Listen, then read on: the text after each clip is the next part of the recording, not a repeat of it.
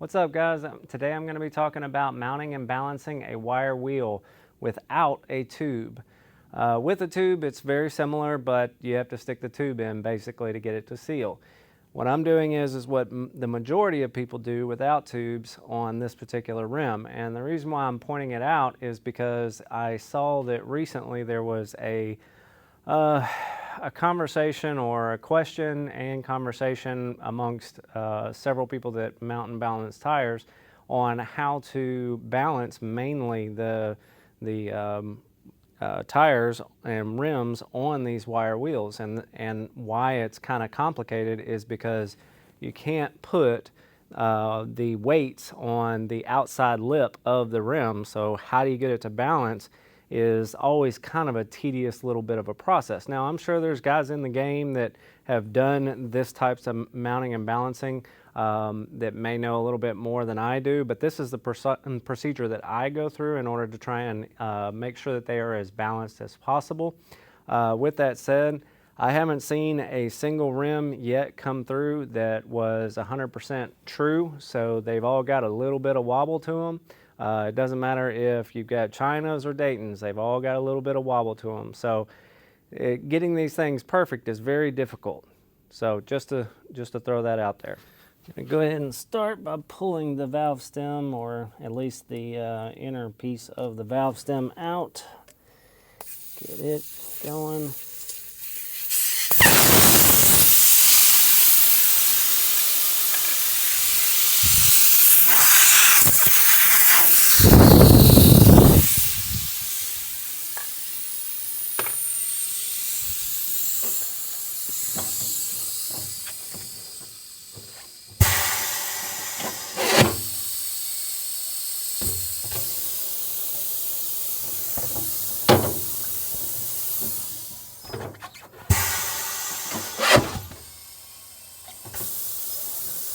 One of the biggest things is to ensure that you're gentle with these,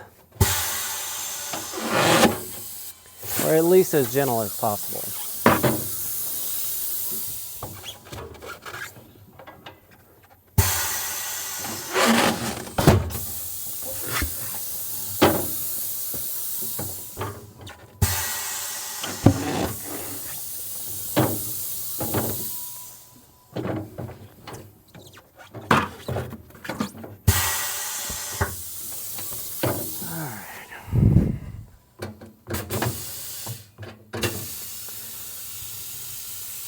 I always throw down microfibers just to ensure that it doesn't mess up the rim.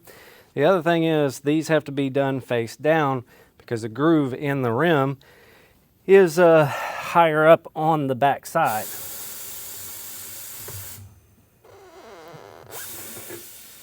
Alright, so we make sure that it just grabs onto that. Alright. I use Dawn soap and water just to make it slide easier and not to mess up the rim, because that's all we're really concerned with.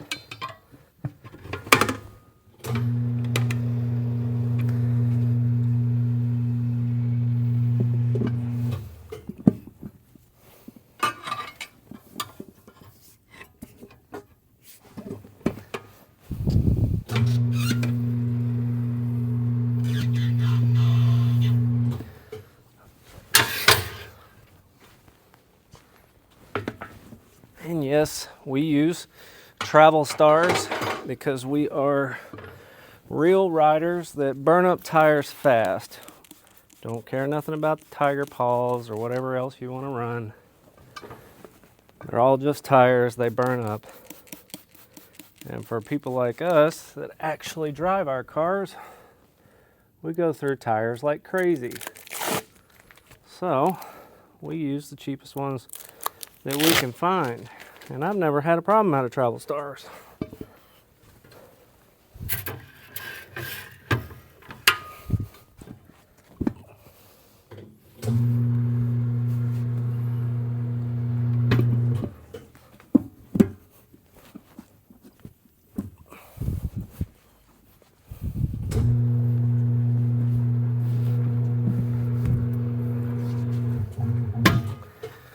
All right, so the thing that a lot of people don't tell you about is that the little dots on the back side of the tire, sometimes they don't have them on there, but your yellow dot is where the valve stem is supposed to be.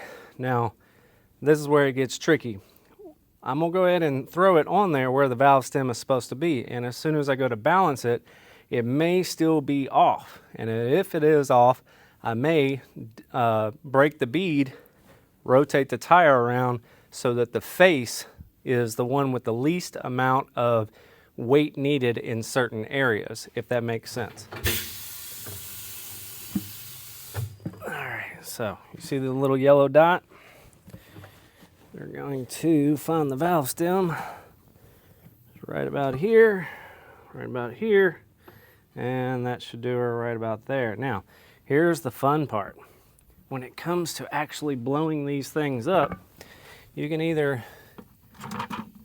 use the fire method, which I'm not going to use, or you can use the blaster method, which is what I use. So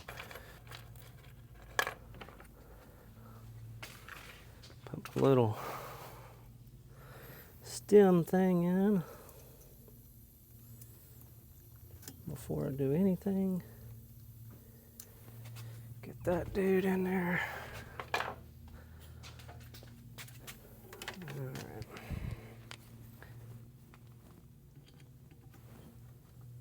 Put that pinch in there. All right.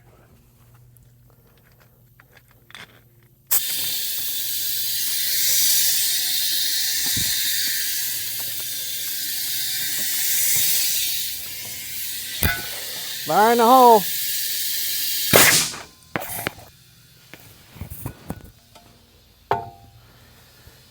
And here comes the scariest part. Yep, there's one. And there's the other. All right. For right now, we're just transporting this. So I'm gonna put about 50 PSI in it. All right, 50 PSI it is. Now, we're going to go ahead and throw the stuff, the little fancy stuff, back on so that when we go to balance it, it's as close to as balanced as possible. Not like this stuff's going to make any difference, but you get the point.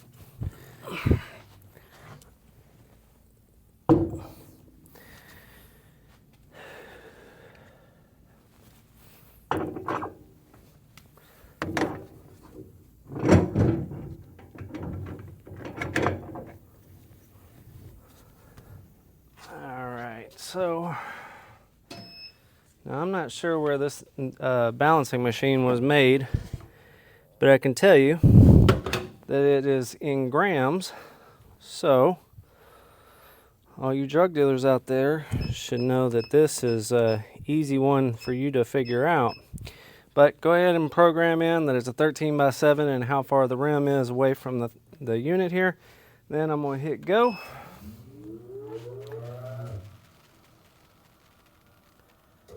All right, so I don't know if you can see this. So you got 15 on each side. Now what that is that's about half an ounce right there, and that's about half an ounce. So it's the front that is the one that is the difficult one to get. So 15 is not enough to redo anything, but the point is if, let's just say hypothetically that it was, you would rotate it around, and this top part of the tire, this part right here, this top part of the tire is where it's saying that it needs the weight on the outside of the tire. So what I would normally do if it was further off, say it was 30 or even 45, something like that, said something like that, I would rotate this tire around either closer to the valve stem or something like that. Well, right now, the valve stem is actually, you may not be able to see it inside the rim, but if this is the center point, the valve stem is right here. So it's really not that far off. So this one's almost not even worth messing with. But the other part is, sometimes when you mess with this, it messes with this. So I don't think it's gonna really do it in this situation because the weight is on two separate sides. So I'll probably leave it right there. I'll go ahead and balance this side. Hopefully it'll fix some on the outer side or on the, dish side, but probably won't at this point because we're so close. All right, so I have cleaned the inside of the rim, getting ready for the weights. Like I said, this is in grams. So 2 little stickies, which is about 1/2 ounce. Stick it in there. All right, let's see how she turns out.